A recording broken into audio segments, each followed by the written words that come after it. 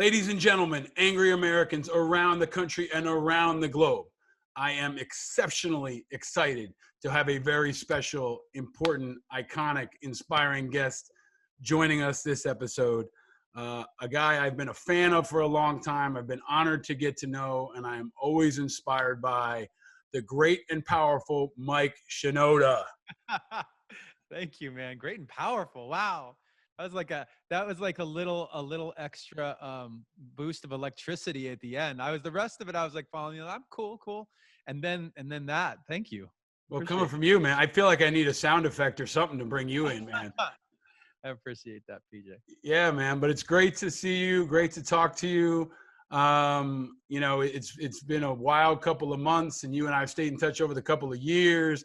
But I'm just honored to have you with us, man. Ever since I started the show, I've always wanted to have a conversation with you because you really are so dynamic, doing so many different things. We're going to get into all of that. But the first question I ask everybody, Mike, since we're in this pandemic, is where are you and how are you? And what's this last couple of months been like for you and the people close to you, man? I'm at home. I'm in Los Angeles, and I'm good. We're generally doing pretty good. I have kids.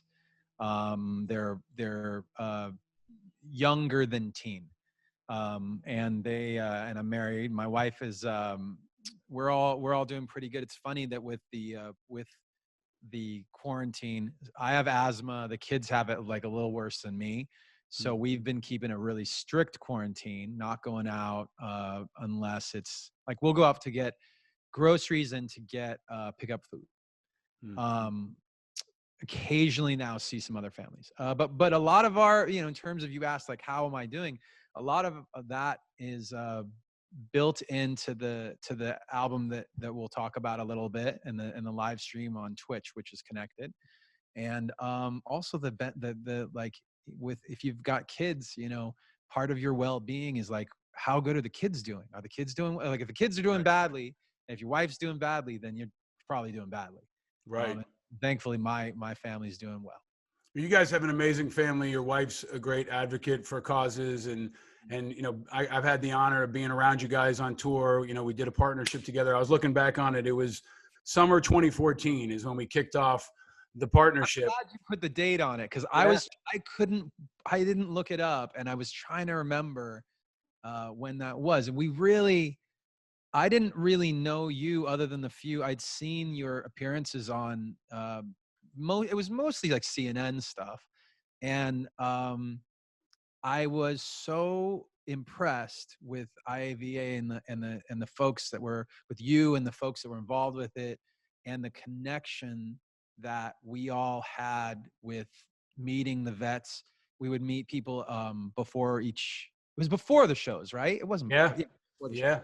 I remember that because sometimes they would give us like a gift or give us like a coin or give us like a piece of memorabilia or a uniform, like some piece of their history. And it was so deep. It was so powerful.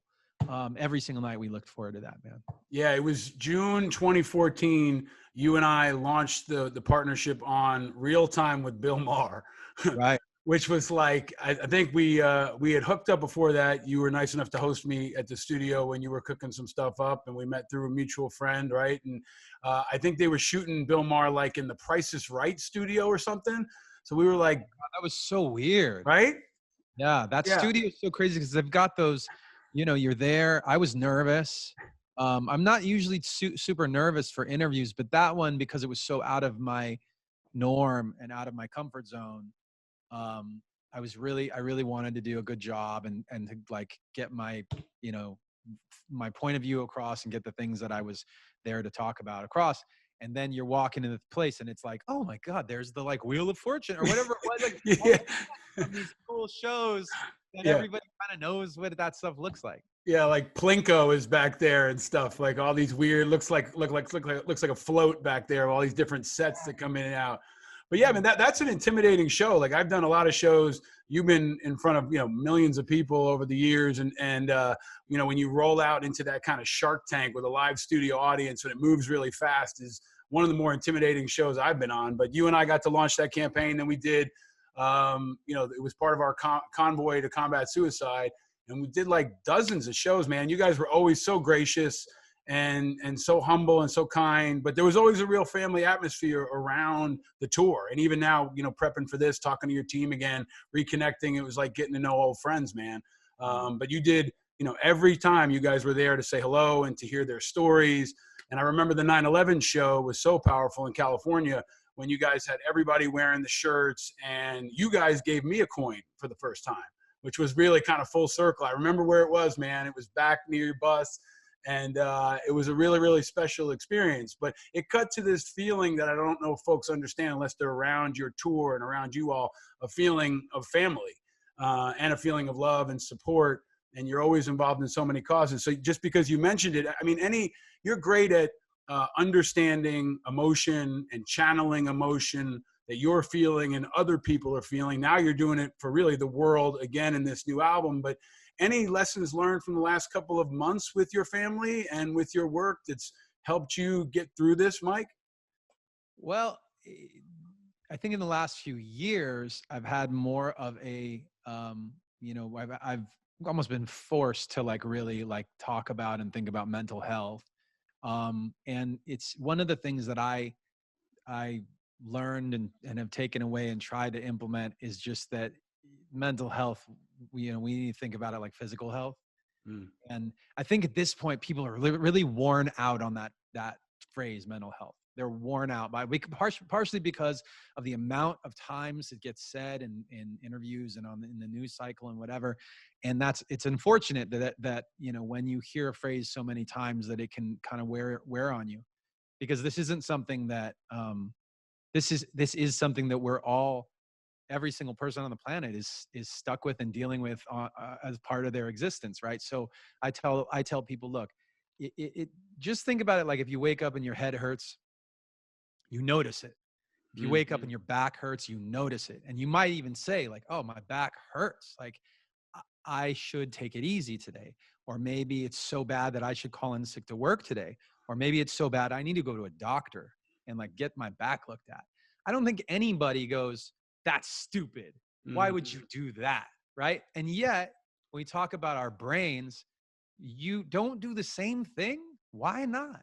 So when it came to getting quarantined, getting put in your, and it, by the way, also, I think different people have a little bit of sometimes they're adverse, have an adverse reaction to people telling you what to do. And when the governor or the law or even your neighbors or whatever, people say you need to quarantine, you need to put on a mask, you need to do this or that. Some people just don't like being told that. It's it can make all the sense in the world, but who are you to impose this on me? So there's that sense of someone else telling you what to do, mixed with loneliness, mixed with fear and danger, actual there's really a thing going on out there that's killing people, and all of our lives get turned upside down. So for me, sitting at home with all of that stuff as the backdrop, I'm thinking, well, how's my brain doing? What am I feeling? I'm feeling like I really want to see people. I have a loss of a sense of community. I'm feeling like every day is the same. I feel like Groundhog's Day. I wake up and there's not as much to look forward to. There's not as many surprises because I'm not out in the world. And so what I did is I started actively seeking out community with my friends and with people online. I was live streaming here and there, and the live stream started to feel good. And so I made that a part of my schedule every day. That's just a part of my day now from 10 a.m. to 1 p.m. Every weekday. I go on Twitch and I make something from scratch every day. I love it. And it's inspiring, man. I mean, it's your entire career. And I imagine your life has been, a series of evolutions. And as an artist, I think anyone who's watched you can see you continue to adapt and improvise and change. And this new phase is really been, I think, exciting for me to watch. And the last album that, as soon as it came out, I wrote to you and said, hey man, this is speaking for so many of us. You said so much that we couldn't say, like, you know, especially in our community, the veterans community, first responder community, we've lost so many friends, and we didn't know how to talk about it. And I think I, you know, shared that album with people and said, listen to this. This says what I can't say for myself. I mean, you sent me some links, some posts that people made about their reaction to the album and things that, you know, because it was a very personal album about grief. It was a diary. It was just snapshots of the first, I don't know how many months after Chester passed away. Yeah. And yeah, so people listened to it and they're like, all these feelings came up. And I mean, you know, I don't know firsthand, but I do know from, you know, very direct interactions with a lot of vets. Those summer shows with Linkin Park, for example, every single show we'd hear stories and stories. And that's, you know, it's like one of those things that gets overlooked in so many cases by people that, you know, when they're divvying out the budgets, they're not thinking like, oh yeah, all these people that did so much, excuse me, did so much to help our, you know, our country, and so did so much to protect our rights and our people, and now they just don't think about it. They know, where are those people now? Well, there's some of them are quarantined at home alone, and they're dealing with mental health issues. Right. They need something. Right. Right.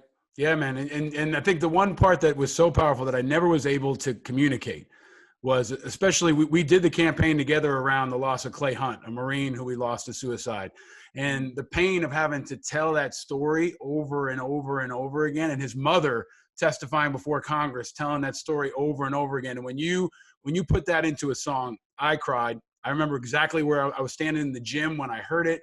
And it gave voice to so many people, but also gave hope, man, and inspiration and community. And that's what all of your shows did. A lot of vets said to me, and you need to hear it, and your fans need to hear it. Folks said to me, you know what? I came to a show. I was having a shitty day, shitty month, shitty year. And I felt like somebody gave a damn about me. And you and Chester and the guys, the interpersonal connections, but also from the stage, stopping entire shows of 10,000 people saying, hey, look out for each other. That was really, you know, it was ahead of the curve, man. Now here we are living in this new pain. I think that has enabled people and empowered people to deal with it in a way that's really a tremendous public service, man. And I need you to hear that from me, and folks need to know that. You all saved lives, and you continue to do that now, even during the pandemic. I'm sure people are reaching out and finding that connection to you and your work. I appreciate that. Thank you. So I got to shift gears. It is Angry Americans. Got a series of questions. We're all quarantining, and some of us are having cocktails. We're working out. We're playing music. Yeah. Mike Shinoda, what is your drink of choice? Your adult beverage of choice, or your drink of choice? I love, this is such a funny question because I don't know why I don't get asked that ever. I'm a little more of a whiskey guy. It's usually like whiskey or wine. Like if it's like a nice dinner or whatever, then it's probably wine. If it's, you know, chilling out afterwards, or on first thing that comes to mind, I was just telling somebody about this amazing fishing trip that I took with my dad. It was his once in a lifetime trip to Alaska. My dad is still around, by the way. But he, you know, it's like we were drinking whiskey and fish. It was like amazing. Usually like it might be on the rocks, or it might be like a Manhattan. I love it. I love it. You guys were so focused when I saw you in action. I don't know if we maybe had a drink at some point together, but you guys were focused, and it was so impressive from a military standpoint to watch the logistical operation that is everything from security to pyro to lighting, all of that stuff come together, man. It was complex. It was. I mean, one of them, more than any military operation, I always remember when a golf cart came to pick me up at the entrance on that 9/11 show, and a security guy wearing an IVA t-shirt somehow got us through like 9 different crowds, 9 different security. It was like a total military operation, got me directly to backstage, and it was like a Navy SEAL insertion, where I was like, man, these guys are not fucking around. Well, I'll tell you, the part of the reason you got that feeling is that when most bands start touring, and this was true for us too, the moment they need some security, they either hire basically a glorified bouncer, or they hire their biggest homie from back home. Yeah. Right. So it's like either the biggest guy on their football team or a guy who was a bouncer at the bar around the corner from the their house. And we did start there. Yeah. And then we realized very quickly, like, wait a minute, these guys aren't like the best guys you can get. Like, they're big, but that doesn't mean anything. If like shit goes down, like, what's Bubba gonna do? He's not gonna do anything. He's not gonna do anything. He's gonna just try and fight somebody, which is not gonna help anything. Right. So we actually did start hiring people with military backgrounds. So the reason you felt that is because we always hired some people with some form of military training. Yeah. Our best guys, our favorite guys, like the guy who two guys who I spent the most time with. One of them was George, who you remember. Yep. And George also ended up, like, he worked for like after us. He went and he worked with Will Smith. He worked with Dwayne Johnson. Like, and it's because he had a background in British military. And then the guy that took his role after, his name is Ed, and Ed was Delta Force. Yeah. Yeah, you got to give a shout out to George. He's an outstanding human. He was a guy who introduced me, I think, to you guys in the beginning through that extended military community. But going to logistics in a way, Mike, I got to ask you another question I ask all of our guests. When you were growing up, Mike Shinoda, what was your first car? My first car was basically a Honda Accord hatchback. And my parents gave me a deal. They had told me, from when I as young as maybe like 14, 15, they said, you're going to save up money for your car. And, so start now. And so I saved up, I think I saved up a couple $1,000s over the course of multiple summers. And then they surprised me and they said, okay, we'll match your money. But they did that at the end. They didn't tell me that before.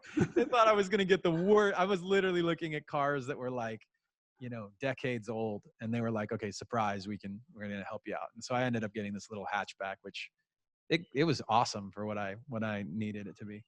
What color was it, Mike? It was red, actually. It was like, so actually, here's the thing about it. If you want to get specific. Yeah. The year that the company Acura started. So Acura was like the higher end Honda. Right. The year that they started that company, they just took the Honda Accord and they made it an Integra, and they just called it an Integra. And you're like, but it's the same car. It's exactly it was literally exactly the same. And that's actually what I got. So when I tell people Honda Accord, they go, okay, I know what that looks like. If I say Acura Integra, they think of another thing. So it's not that. Anyway, it was like, it didn't break down very much. It was relatively reliable. And I ended up totaling it because I fell asleep at the wheel. Wow. On the freeway in California, and I almost died. I was like up all night the night before with friends, and like an idiot, I was trying to drive from LA to Santa Barbara in it, and I fell asleep at the wheel. And I fell asleep, and then I woke up, my eyes came open, and I was headed into the car in front of me. And I went, oh shit. And I like braked. And then I rolled down the windows and turned up the music, and I was trying to decide if I should pull over or not. And then next thing I knew, I was opening my eyes again. I had two wheels on gravel. There was no barricade to my left. So it was just I was drifting into oncoming traffic going 90 miles an hour. The barrier started in front of me. So if I went left, I'd be dead. If I went straight, I'd be dead. And I instinctively just went, oh, and I yanked the wheel to the right. I had two wheels on gravel. So I spun out and I went spinning across 4 lanes of traffic and slammed into the barrier on the right side. Luckily, I think what happened is everybody had already seen me drifting all over the place. And so they had backed off really far. And so I didn't hit anybody going across. I just ran into that. And I literally walked away from it with like a scratch on my knee. But the whole front end of the car was about like 18 inches long. Wow. It was crazy. Wow. The world is grateful for the safety of that hatchback, man. Like safety rating. Yeah. Yeah. That 88 or 89 or whatever. Wow. Well, you never wrote a song about this experience, did you? I don't think it ever made its way into a song, no. Well, it might be it might be for the next album. So one of the things, Mike, we've been talking to folks who are frontline leaders, creators during all this that's going on right now? You've got, you know, a pandemic, you've got the Black Lives Matter movement and all the change happening there, and you've got an election, and everything is changing. But the one thing I really wanted to get your thoughts on, Mike, most of all, is music is obviously changing. Yeah. You guys have been a touring band for decades around the world. What do you see as the future of music? You've been creating the future of music now for your whole life, basically. What, in your view, does the future of music look like, and what does the future of shows look like? Oh, it's such a tough question. I don't think, I think if we hear optimism coming from people in music about having shows, I would caution against that kind of behavior. Um, I say this because I have like part of my view on the world with COVID is that I've got two really close friends who are doctors in LA, but they're not just doctors. One of them runs a dozen hospitals all over this area, and the other one is a medical researcher who's actually on multiple teams trying to develop, you know, vaccines and treatments and things.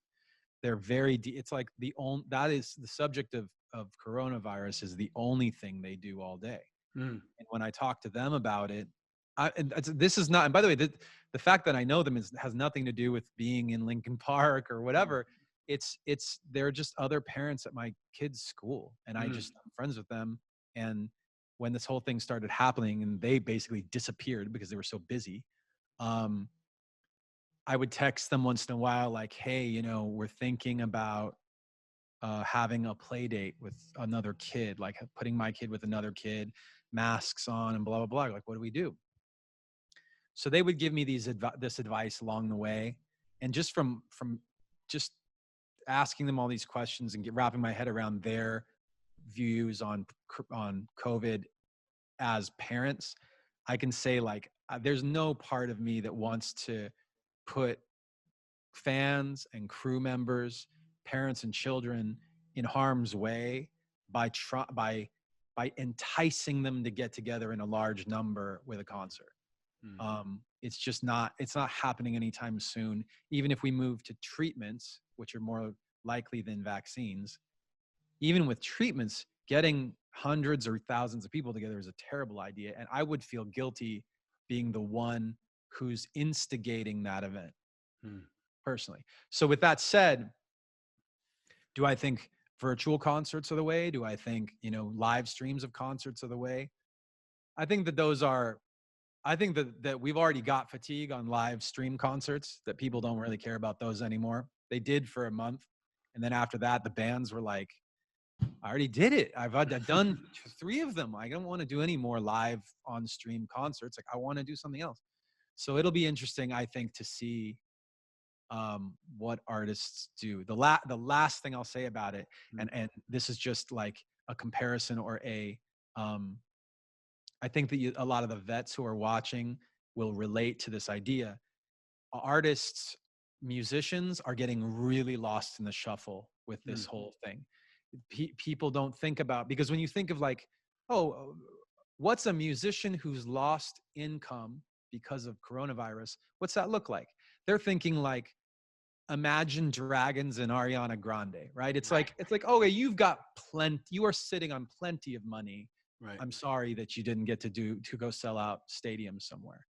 The reality is, for every one of them, there's hundreds, maybe thousands of other small groups and small bands who have been just grinding away at like club circuits and arena circuits, or who are just in the beginning point of starting to build their group, their passion, their music, their whatever.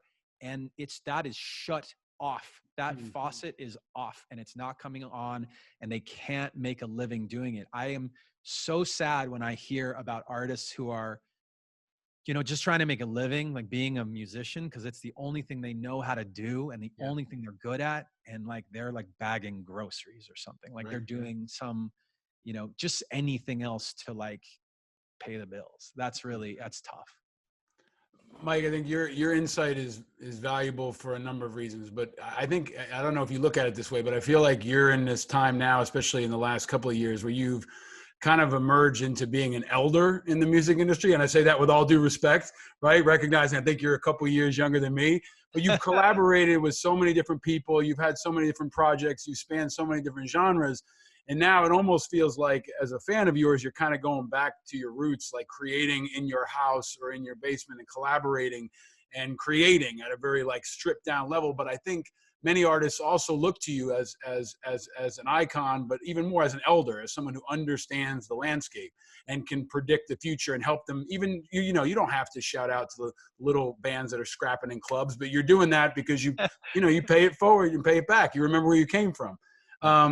But your new project. I mean, you have to help me here. Do you call it an album nowadays? Do you call it a record? Do you call it? Oh, that's a good point. I actually, I mentioned the live stream thing, and what I'd say, I mean, the reason so the album it's technically an album, but it's basically on last week I put out an album of instrumentals. It's mostly instrumentals, and there's one track with vocals. The timeline on it was the following. I was, when we started getting quarantined, I was working on a song called Open Door, and I decided to just go on the live stream. It was actually on Instagram at the time, but I decided to go on live stream and show people what I was doing. And I finished the song in front of people, over the course of a few days. And then I decided that I wanted a voice on it that wasn't mine, probably like a female voice. Yeah. And I put out I gave them the instrumentals and all the words. And I said, if you guys can sing it and, tag me so I can find you. And I'm going to pick fans to put on the song, which is what I did. Yeah. As I was doing that, I was still streaming. So I was streaming.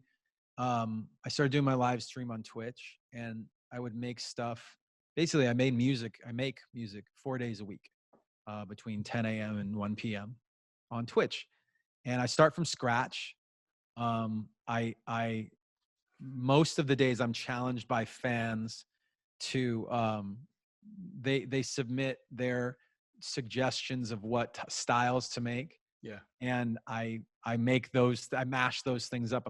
I think my favorite ones are like, I've gotten things as crazy as mariachi music. They want me to make mariachi music, video game theme songs, horror, hip hop, melodic metal. And then there was even one when there was like, they wanted me to make a song in the like a theme song for the Pokemon named Mew. Like and I mash these, like some of those, I mash them together. I'm doing more than one of those things at once. So it's a big stretch, and it's a big challenge for me to do those things. So the more I did them, every day I have a new song, a new demo, and I decided to start putting them together in collections and putting them out on Spotify and Apple and all that to make them available to fans to just listen to whenever they want. Yeah, and I love it. So you called it Drop Frames Volume 1. Is that assume that more volumes are to come? Like, I love it. It spans a lot of different genres. And the thing that struck me was like, it kind of, I don't know how to say this, it kind of felt like the pandemic. It felt like a lot of different things happened. Like, I don't know how else to explain it, man, but I was listening to it. Because they're getting created, like whatever the thing on everyone's mind, when basically the Black Lives Matter protests and stuff started happening in LA, that day, I didn't even really want to go on the stream so much that morning. And then I realized, like, you know what? I need to, because I want to touch base with people and like see what we're all feeling. Because I'm feeling one way. A lot of people are feeling that way. I just knew that people thought like me and not like me. And so I wanted to kind of just take temperatures and see what kind of conversations came out of it. And the thing that is so remarkable to me about the stream that I'm doing, that I'm having on Twitch, is for most of your listeners, they may not be familiar with Twitch at all. Most people think that Twitch is like a video game streamer platform. And you're right, it is mostly that. But there's also art and music on Twitch. And I knew going into it that I would have a channel that's not like anybody else's channel. Like my skill set's entirely different. My abilities are different. and I can teach, we can have the types of conversations we have, and I can maybe teach people things about, you know, just on a simple level, like about music production or like how to like write or record a part. And then we started doing it, and I was like, wow, this platform on Twitch is maybe the only social media style platform that I am a part of that is by and large positive and civil. I can go on there, we can have a conversation about Black Lives Matter. We can have a conversation about politics. We have a conversation about race or religion. And then we don't go crazy. I mean, it's not we talk about it a little bit here and there when it feels appropriate or when our minds get on the subject. And I don't have people screaming at each other. They're not in the chat with all caps being nasty. Right. The way they are on most other platforms. And part of that is because you're accessible to everybody else. Number one, there's moderation. So, you know, our rules are like, it cuts out, it'll just automatically delete comments that are racist or contain certain words. Or if somebody's attacking the mod, you know, it's to other people, the mods will just take them out. Yeah. So there's that part, and there's the part that you're accountable to, like, wait, I show up here every day, you show up here every day, we're coexisting. Like, I can't just like, you know, rip your head off. I've got to like approach this like, well, you know, listen, you guys are talking about Black Lives Matter and so on and so forth. I'm actually a cop. I actually work here, and I see things differently. And it's like, oh shit, okay. It's like, so what's your take on this? And that conversation of like respectfully just sorting through information and trying to understand and maybe even agree to disagree. I feel like it's it's missing in other parts of my life. So I'm happy to be seeing it in my Twitch stream. I think it's missing in America, Mike. And you know, part of what we want to do is highlight folks that are bringing light to contrast to heat. And I think you're doing that in your work. If you've been to your shows, you see that there's a lot of diversity of age, gender, race, politics, you know, all mixed up in one place. But you've also, you know, you're not afraid to take punches, throw punches. You've tackled issues. You know, you were writing a song about, you know, Japanese internment camps, you know, over a decade ago, right? About your family's experience. And I think for many people, that was the power of how music can make an entirely new generation aware of a part of history that many folks didn't know about. So you've always been at that intersection of politics and society and art. So as we are in this moment, Mike, what are your thoughts on this moment? I mean, you wrote, I think when you announced your new project, you said, hey, I'm running for president. Right? It was right around when Kanye was running for president. Well, that was directly a response to that. And I didn't say it. I mean, everybody understood the subtext, right? I did too. But part of me was like, shit, I hope. He gets in the mix because he's promoting an album. Like, he's trolling. He's just a troll. Yes, but this moment, man, I mean, our president's a troll too, right? So like, what are your thoughts on, you know, you're raising kids in this environment, you're creating art in this environment.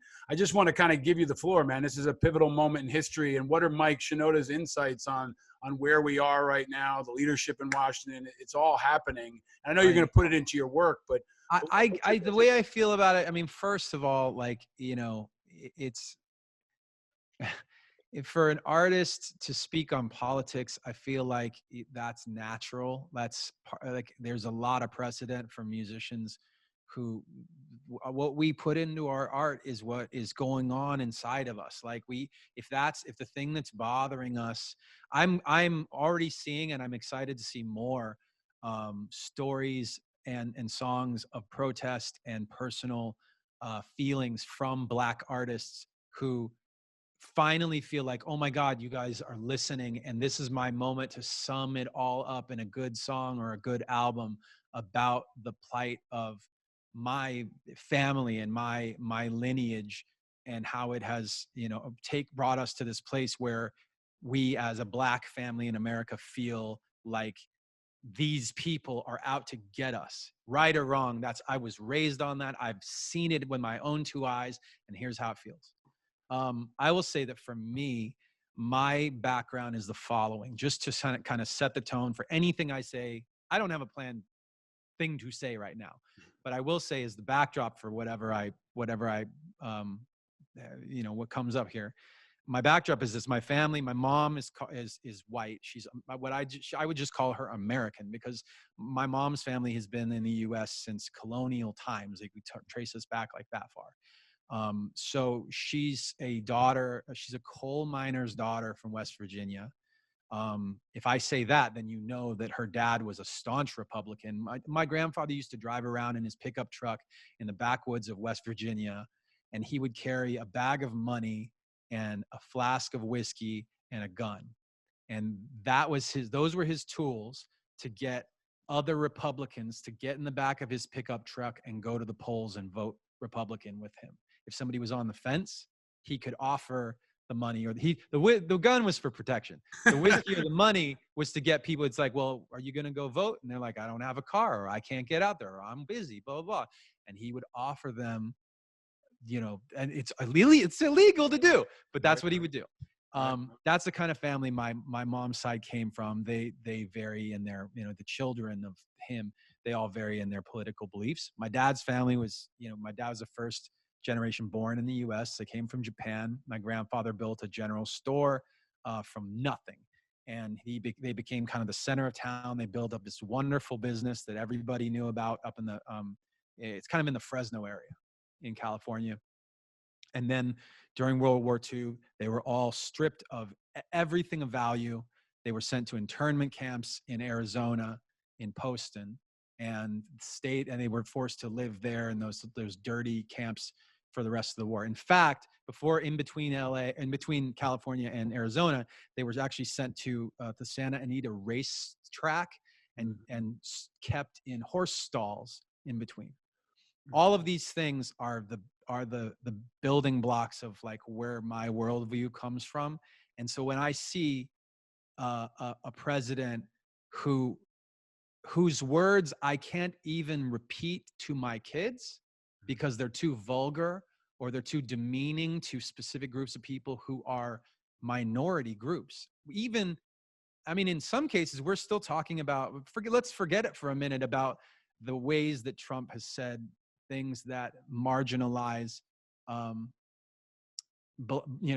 people of color, Black people, indigenous people.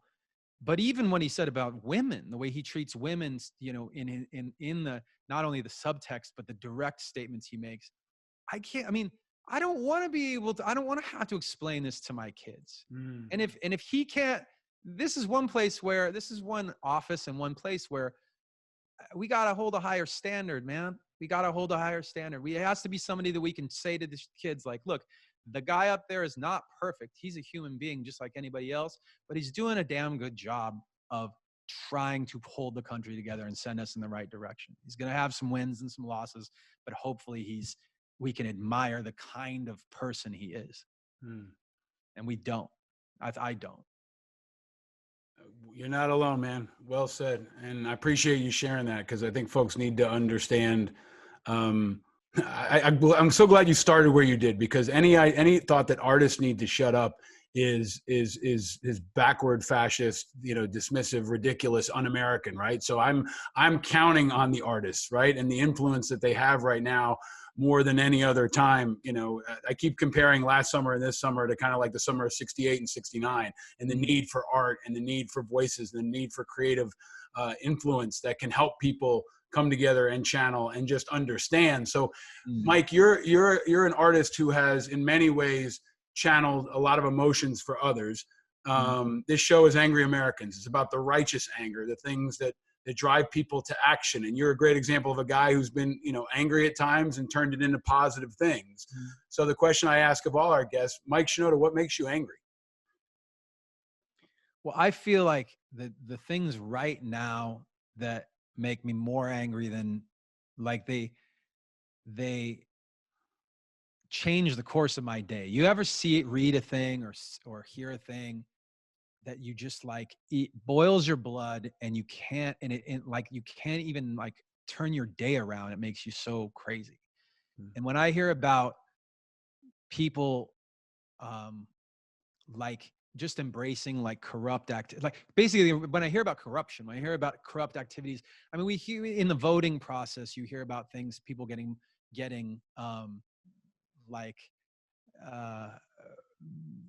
marginalized or put through the ringer, put the obstacles being put in front of people when they're just trying to vote. That makes me crazy. Obstacles getting put in front of people when they're trying to observe their right to protest or to speak out or say, listen, like, I have a point of view that it's not popular, or it may hurt your feelings, but so you got to listen. I mean, we have to listen to each other. Civility's been, like I think you were saying, like, for years now, we've lost this civility.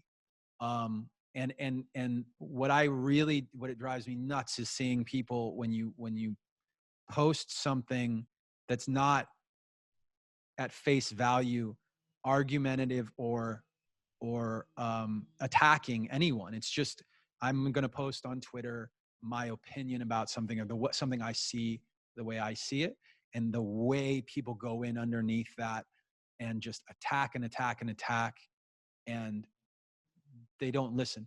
I'll on the other side, flipping it the other way. I'm going to forget his name, but there's a guy. Do you ever see this video? This guy, he's a black guy who's he runs a martial arts school. Jason, is it Jason Wilson? Mr. Jason Wilson is his Instagram handle. All right. Oh, sorry, Mr. Jason O. Wilson. So he posted a picture today, and this is the way my brain works. So I'm sorry that I can't be more angry. No, go for it. You got, this is the opposite of your show. So let me do the opposite. This is what makes me angry, is that we can't have more of this. He posted a picture of a lion and the cub, and it says, "Dad, what's a real N-word?" And the bottom says, "I don't know, son. We're kings." Now, there's a lot of cultural. The word kings there's a cultural nod in there, but he's making a very simple statement, and this guy underneath it came in and basically was like, well, why can't we use both terms? He was basically saying, I want to see the way he said it, because I thought the way he said it was great. Oh, I can't find it. So basically what he said, the kid who responds and goes, well, I can use both terms, right? It means the same thing to me. And Jason Wilson came back in and basically told him, like, to me, it doesn't. The N-word is a negative word. It's a derogatory word. And that's why I've abolished it. He used the word abolished. I've abolished it from my language. And the person that he was talking to responded and said, I understand. The person who responded is my fucking hero. Like, he didn't say, I disagree with you. He didn't say, I agree with you. All he did was open up his fucking ears and say, oh, I get where you're coming from. To me, that's so refreshing. That feels so good. If we had more people just willing to say, like, oh, I'm listening, that would change the fucking world. It would change everything. But nobody does that. Nobody's doing that. And that makes me crazy. That wasn't the opposite of my show, Mike. That's like, that's the bullseye. No, really, man, that's the bullseye of the show, right? Is because we have these emotions and we need to have a discussion about them and figure out how to channel them into the next thing or something positive, whether it's creating art or taking political action or just raising your kids, man. And I think you're in a really unique position. Even hearing you go through that process is kind of why I wanted to do this show, to explore that and for people to understand that there's a place where it can morph and evolve and push into, and you're bringing that light out of the darkness. That's so important, man, because and it's leadership that helps. Your clarification of that helps others. I mean, I've been reading books about how to talk to my 4-year-old and trying to understand, like, instead of saying to him, stop crying, it's like, why are you crying? Why are you upset? Right? Like, what got you upset? What are the conditions? What time of day was it? Did you have, and it seems so basic, but when a 4.5-year-old's throwing a tantrum, you just want to try to calm them down. I think our political discourse is kind of similar. People are saying, don't feel that way, or I feel this way, instead of stopping and saying, how can I understand why you feel that way? Yeah.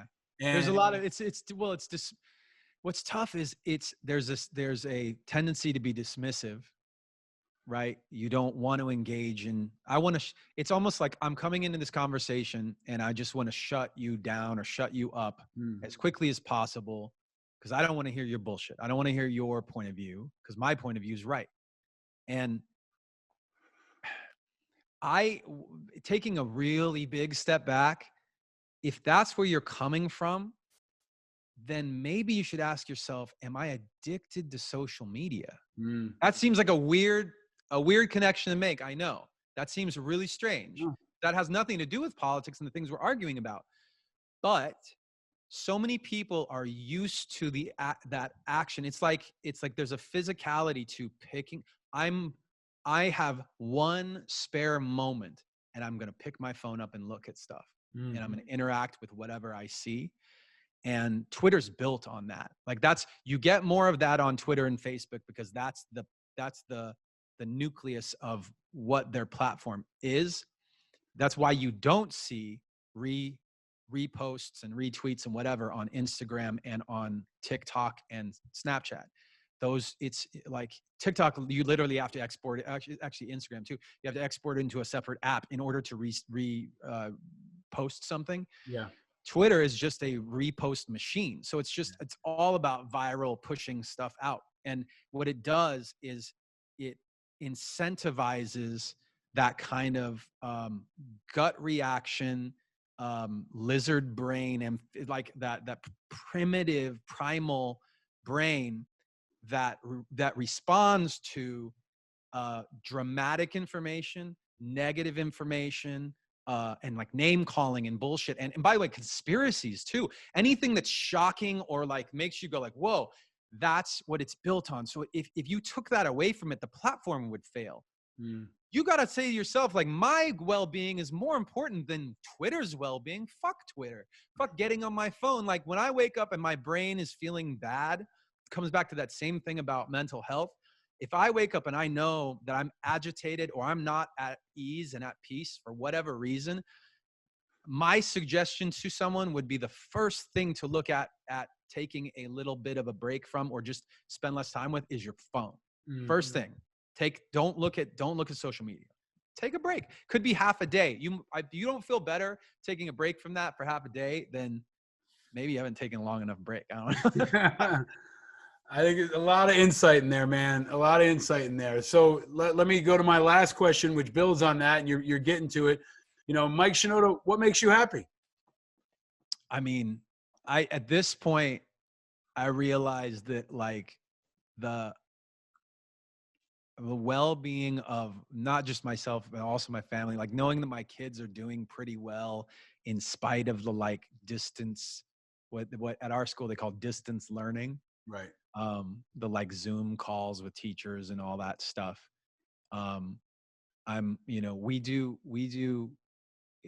Before my kids go to bed, we ask what their favorite part of the day is, and we ask what they're grateful for. And on days when they had a crappy day, we make them answer that question. And by the way, like sometimes I'll let them get away with a kind of a BS like answer. You know what I'm saying? Like some days it's like, I'm grateful that you're my dad. It's like, I'm just going to let them get away. It's fine. The day when they have just like the bad, just garbage happen one thing after the other, and they really feel like down and they're going to bed. And it's like, well, tell you it was a bad day. Like I was fighting with my friend and they kicked me off of a video game, or like, I got mad, or my sister got mad, or mom got mad, or whatever. That stuff happens. And asking them, like, say, okay, in spite of all that, like, what are you grateful for though? If you really think about it, that just recenters the day. And I find that making a like habit out of that brings a better, for me, we've done it for a long time. But it's been bringing a better quality of life.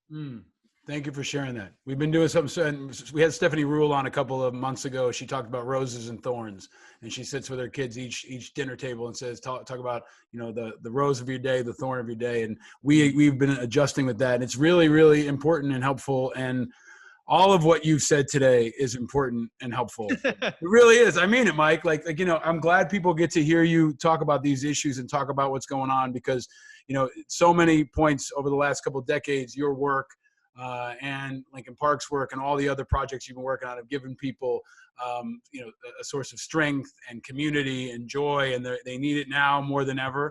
And, I want to, again, just thank you for your courage, because you really put yourself out there in so many ways where you didn't have to.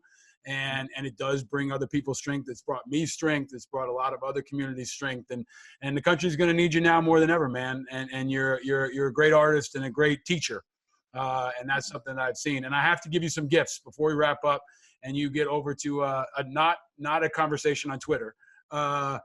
I got some gifts for you that I would normally give to you in real life, but I'll have to hold. So I got some Angry Americans gear coming your way, made by the veterans of Oscar Mike. Super comfortable. And you'll probably dig the designs because you're a design master. Yeah. Got some Bravo Sierra stuff coming your way. They're our sponsor. Some antibacterial body wipes and some deodorant and all kinds of other stuff. But they support the veterans and military community. And this is another piece. Since you did say whiskey, we got some Uncle Nearest coming your way. What? Which is really great stuff. And you can either enjoy it yourself or give it out to one of those great artists that joined you on the album. But Uncle Nearest has got a great story. If you haven't heard it, you'll hear it soon. And Jeffrey Wright introduced us to it, and he's an awesome artist as well. And then lastly, kind of the Rorschach test of our show. We normally do this in person, but we have 3 colors of Peeps: blue, yellow, and pink. If you were to choose one color, Mike Shinoda, which color would you choose and why? Oh man, that's a tough one. I think I'd choose yellow. I think I'd choose yellow. It's like I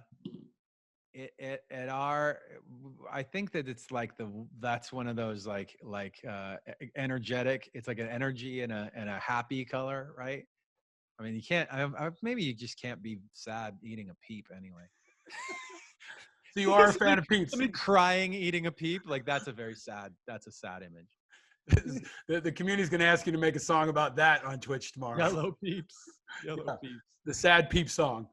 Oh my God. Well, my friend, I am so grateful for your time, for joining me on this show, for all that you do, to your family. Your wife is amazing. You guys have brought so much positivity and so much great support to so many causes, and just who you are and what you do, man. Your extended crew, your whole team, just a total class act. I'm just really grateful for your time, your friendship, your inspiration, and really grateful you could join me on Angry Americans, man. Appreciate it, man. Thanks for what you do as well. And thanks for having me. Yeah, man. And next time we'll take, maybe your guitar in the background and my Camaro, and we could turn it into something. That's a music video. Right? We got to find that. We got to find that hatchback somewhere, man. It's in a junkyard somewhere. Ladies and gentlemen, the great and powerful Mike Shinoda. Thank you, my friend, for joining us. Stay frosty. Thank you.